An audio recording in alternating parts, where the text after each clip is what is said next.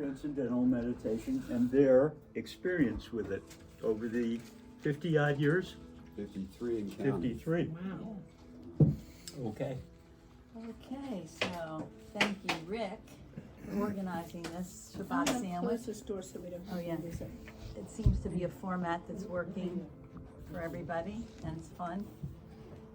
And thanks to Emily for her inspiring words in the newsletter last week. Personal and inspiring. It was really cool to read. Yeah. So, you know, the story of when we started meditating and how we started meditating is kind of interesting. I mean, I was a hippie back in the 60s and went to college between 68 and 72. And those were the years, you know, we were protesting the war and we were marching and smoking a lot of pot and really going for it, being a hippie. And then I was taking a course in English in Transcendentalism in American Literature.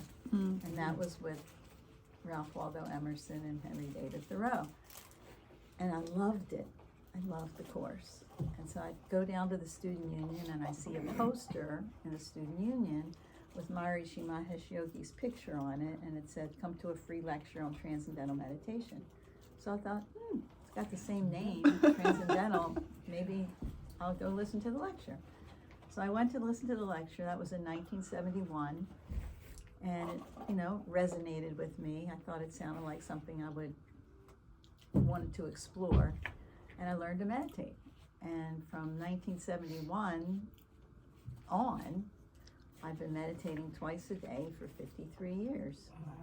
And I honestly, except for my son's wedding, can't ever remember skipping a meditation. So it's become a natural part of my life. And in 1972 or 1973, I went to become a teacher of TM. And at the same time, I didn't know David, but I knew his brother. But he was becoming a teacher of TM also. And so then a friend of ours signed us up to teach together, because when you teach together, it involves a lecture and personal instruction, and then 3 days afterwards, which I'll explain later. And I really liked him.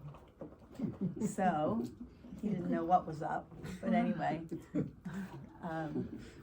we taught together several times and fell in love, and then, you know, so we've been married, not for 53 years, but for 45 years.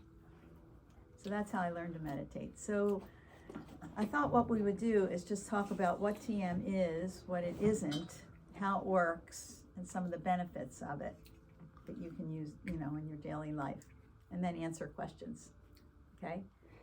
So what is TM?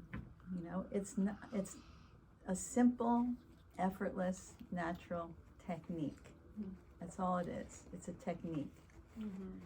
It's done sitting comfortably in a chair with the eyes closed. Don't have to be any see, Mark, that looked perfect. Pure, all things are pure. Yeah. Don't have to be in any particular position. You don't have to wear anything special. You don't have to eat anything or not eat anything. It's not a lifestyle or a religion or you don't have to have any belief in it in order for it to be effective. It's just a technique to use to settle the mind and to go inward in a really in a natural, effortless way. And we're going to explain, David's going to explain how that's done. Now. Yeah, just a quick story about Judaism and Maharishi Mahesh Yogi and TM. When I was becoming a teacher, I was in Switzerland with him, and I was on a special course. There was about 65 of us. I was the only one that wasn't on staff. There was a special course for staff that had earned the right to, through devotion and service, to be on this course to become a teacher, and they didn't have to pay for it. But I was a businessman at the time, and I this is the only time I could come, and I was fortunate to go. So there was one other woman on the course that was an Orthodox Jew. And Maharishi was at the front. I was in the very back row of 65 people. And the woman stood up and said, you know, I have some conflicts with Judaism and Orthodox Judaism, and you know, I just want to know if there's what you think about, if there's any conflicts with religion. Of course, Maharishi would say, you know, said, no, you don't have to believe in anything, blah, blah. He said, is there anyone here that can speak about this? And all 65 people turn around and look at me because they know I'm Jewish. With a name like Rosenberg, I'm not Irish Catholic. So they turn around, they look at me, and I find myself standing up. And the first words out of my mouth without thinking is that, well, Maharishi, I'm a Reformed Jew. Whereupon he starts laughing like Santa Claus, you know. He started, and the whole room bursts out laughing as if I was like a reformed prisoner or something. They didn't really understand. But what I found myself saying, which getting in touch with it the first time, was that actually Transcendental Meditation for me, and it's different for everybody, helped me actually understand Judaism on an experiential level for the first time in my life, that I can actually relate, even though I don't really can, you know, when it comes to Hebrew, I read the English in the book. You know, it's a very deep connection. And I said that to him, and everybody really appreciated it, especially the woman who was an Orthodox Jew. So that's my story, little story. I spent 3.5 years off and on with Maharishi in Switzerland. So the key thing is, well, how do we understand what Transcendental Meditation is, and how does it work? So I like to give the analogy of an ocean. And it's sort of like this. So on the surface of the ocean, the mind is sort of analogous to the mind. And the ocean's got all these waves and things like that going on. A lot of activity in a storm. It's very active. But the depth of the ocean, the deepest part of the ocean is silence, calmness, stillness. And it's much like our mind. So it's analogous to the nature of the mind being active on the surface and silent, and its depth is very analogous to our minds.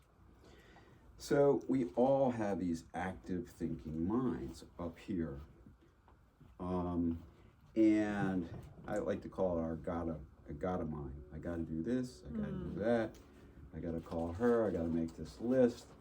Oh, that's really, wow, that's really beautiful music coming from somewhere outside my window.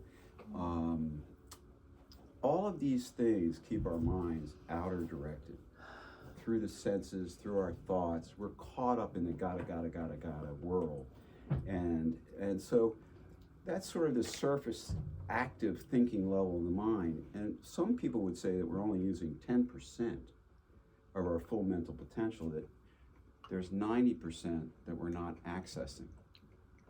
So there's a natural inclination for everyone to want to have some calmness, some clarity, some feeling of peacefulness. It's an inward thing. You know, it's inner happiness and inner peace. It's an inward stroke. So, you know, the big question is, where is the inner, and how do we get there? So what happens during TM? And how do we know we can meditate? So it's as simple as this bubble diagram that I have here. You know, thoughts are sort of like analogous to the ocean or a pond.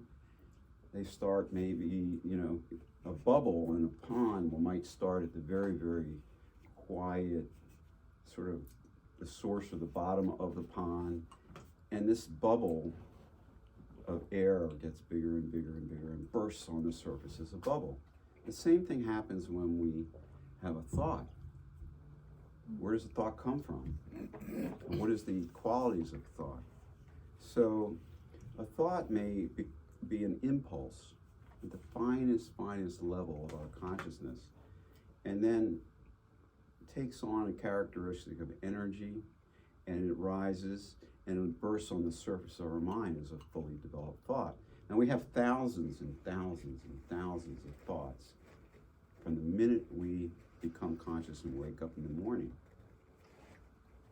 Now, these thoughts you could say that they have energy because they move, they come from this source of thought, and you could also say that they're intelligent. They have creative intelligence to take a certain direction. So you could say that we have thousands and thousands and thousands of streams of energy and intelligence arising daily from this source of thought. So this source of thought must be an infinite reservoir of energy and creative intelligence. And we know that finer and finer levels of creation, it's more powerful and more orderly. The atomic bomb is more powerful than the hydrogen bomb, and the snowflake at 32 degrees becomes a random atoms that goes into an ordered snowflake. So there's more order, more harmony, less activity at finer and finer levels of creation. So what we do with TM is that we, and by the way, our thoughts and all of life is moving towards more order, more harmony, more bliss, more knowledge, more and more. It's just a natural tendency of the mind. So if the mind was undirected, because it's always being directed outwardly through the senses, through our thoughts. If the mind was held in a way that was undirected through a meaningless sound, as Laurie has talked about a mantra, and I'm going to talk a little bit more about that, but it's a meaningless sound. So it allows the mind automatically, naturally, to go in the direction that it wants to go to. More and more harmony, more and more bliss, more and more clarity, more and more peace. So it automatically starts to settle down in experiencing quieter and quieter and quieter levels of the mind, all by itself. If you can think a thought, you can meditate. So it happens automatically.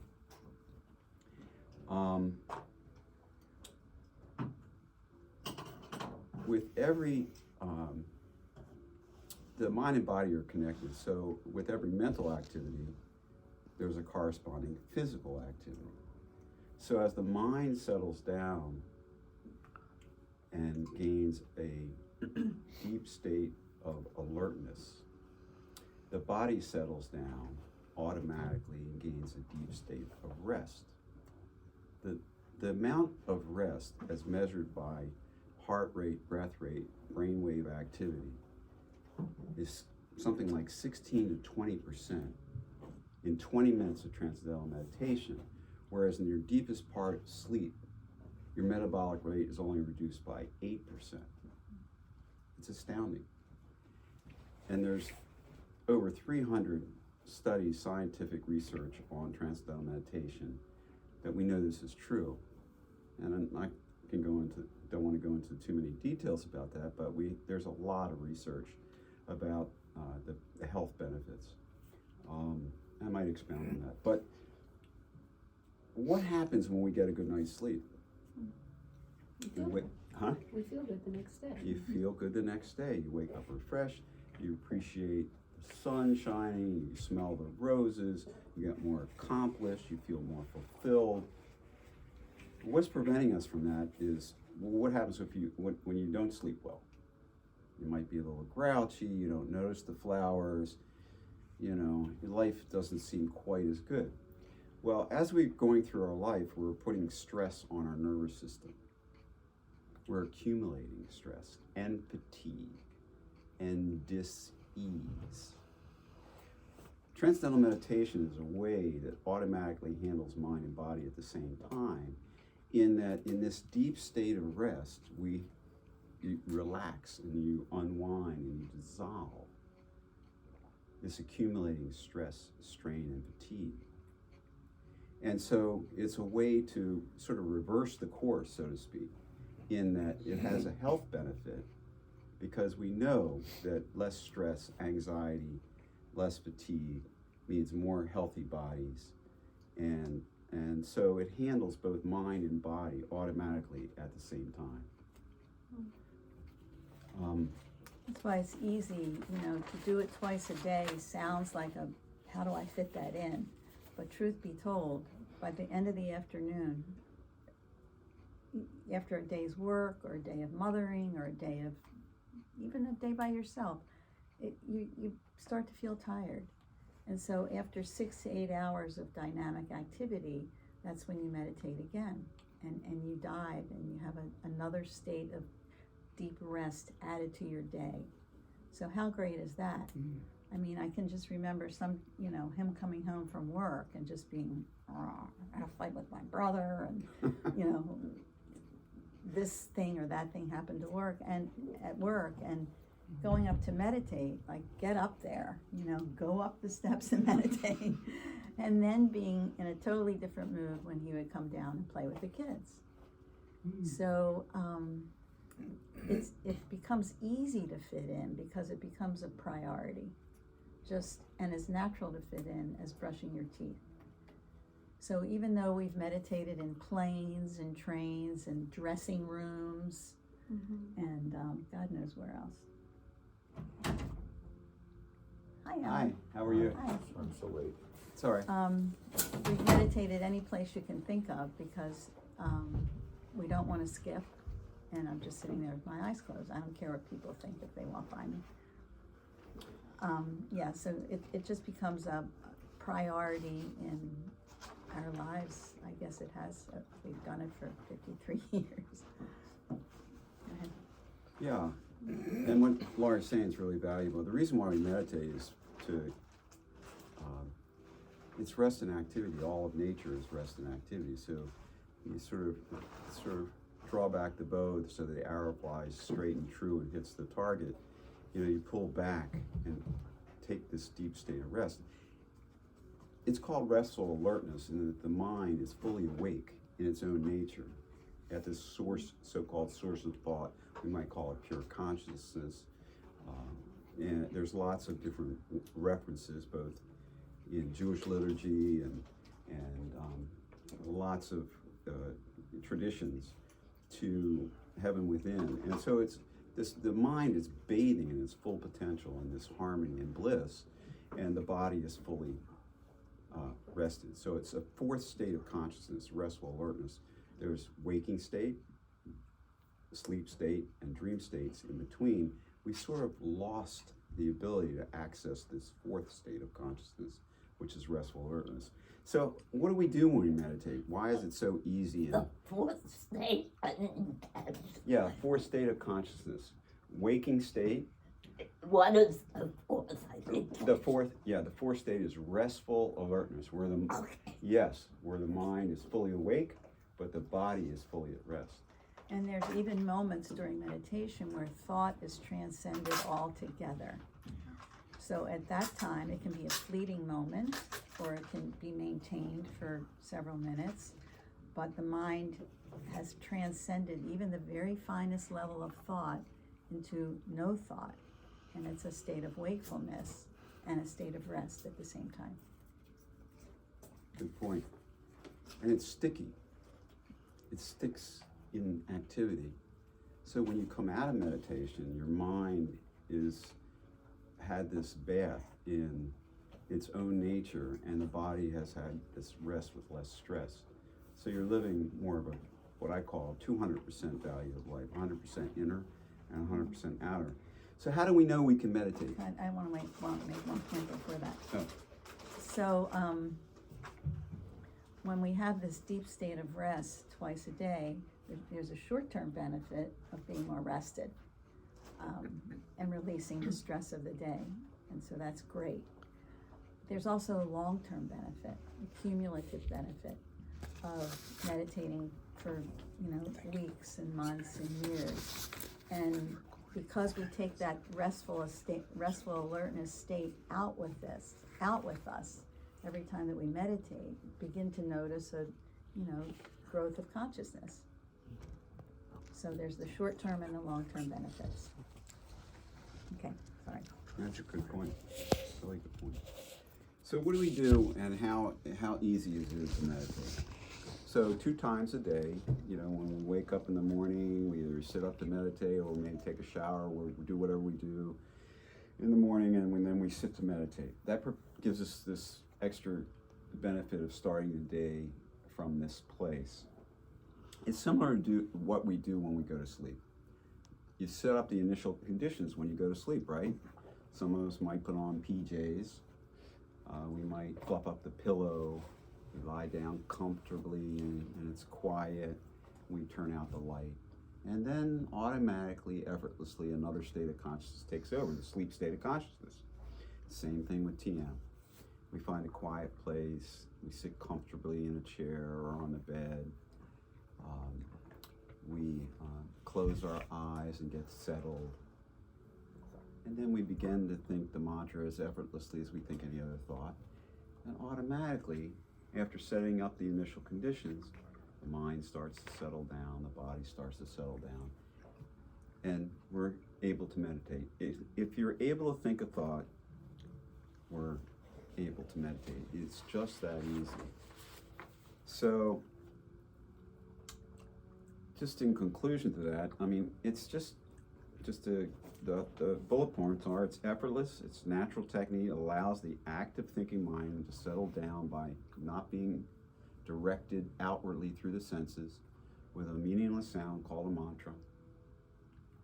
And then we experience quiet levels of thought till we potentially can transcend thought to the source of thought. So how do we know it really works? As Laurie said, you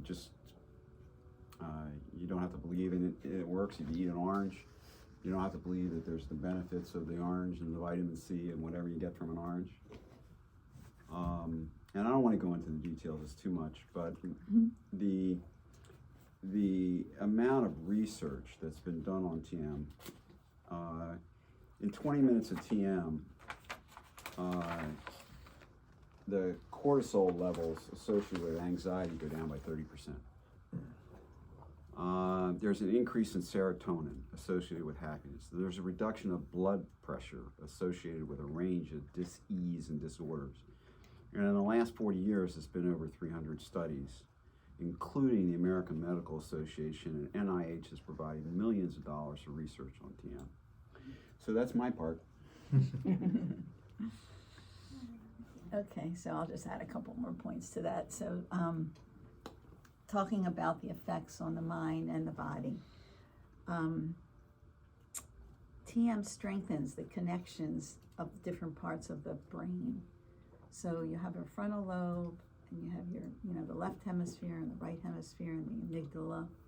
And TM strengthens the coherence and the coordination between those lobes. And when you're in a state of rest, then you can think more clearly and you can make better decisions. It's stress that throws everything offline. It's stress that makes us misfire and makes us disrupt, and we can't think clearly, and we just have difficulty problem solving, and it's just all the stress that we accumulate during the day. And so as a result of having an opportunity for the brain and the mind to relax and reduce that stress, we obviously think more clearly and make better decisions. And that has implications in our social relationships as well.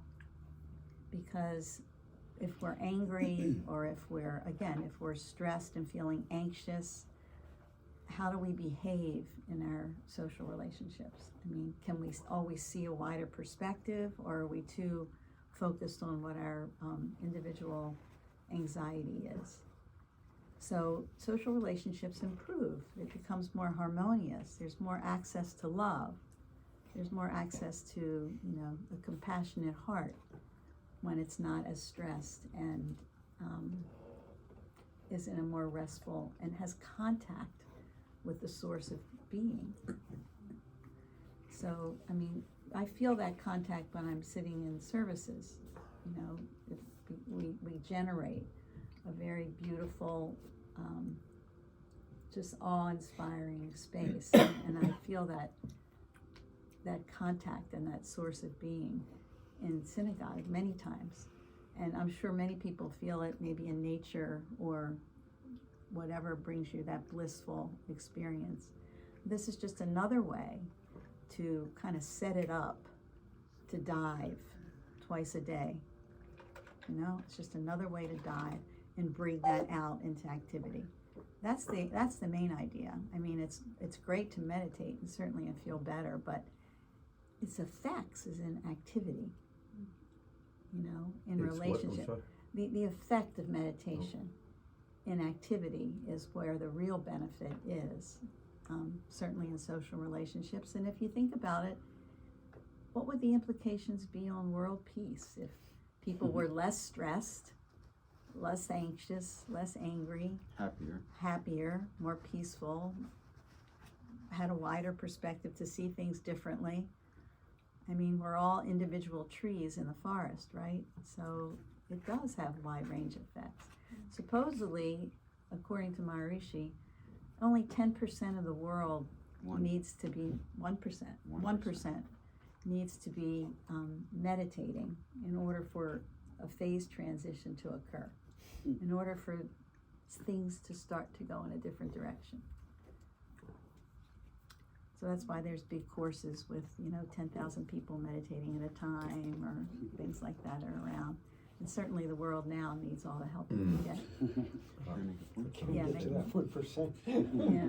So, a couple of things. Things have been verified. What Laurie said through science. Again, this idea that the brain becomes more coherent and fires and functions with alertness is measured with an EEG. They measure the alpha waves and so forth. So this brain coherence between the frontal and the analytical and intuitive, all very, very coherent. The other thing came to mind was sort of a car analogy. A car can't operate at peak performance if you don't change the oil, and you start to get clogged up with lots of debris, and you don't change the air filters, and the car can't run at peak performance. But our nervous systems, we're born into this world as humans. It's a very special thing. We've been given this nervous system to reflect, if you could say, God, and through us. And how can we live a passionate, full-hearted, loving, and utilize ourselves in a way that we can use our God-given abilities? And this is one way that we can take off the stress and bathe in this area of pure consciousness and enjoy our lives to the fullest. Okay, so David talked about the mantra, and what is it? It's just a meaningless sound. It's a life-supporting sound. It has no meaning, so therefore you don't dwell on the meaning as you're using it, because it's just meaningless. And the way it's taught is one-on-one personal instruction. And it's been taught that way for years and years and years. It comes from an oral tradition from Maharishi Mahesh Yogi, brought it to the United States probably in the 60s. And, he learned it from his teacher, and he learned it from his teacher, and he learned it from his teacher. And then Maharishi trained teachers to be able to impart these meaningless sounds to individuals. And so TM is different from other forms of meditation because of this meaningless sound. It's different from, say, contemplating on or even concentrating on the breath, or concentrating on a candle, or concentrating in a guided meditation where you're paying attention to the meaning, very much so. And you might begin to settle down during that time. I'm sure that you would. But again, it's an outward directed, that would be an outward directed technique where you're concentrating on something outside of yourself. And then there's mindfulness, where you're paying attention, you're utilizing your senses.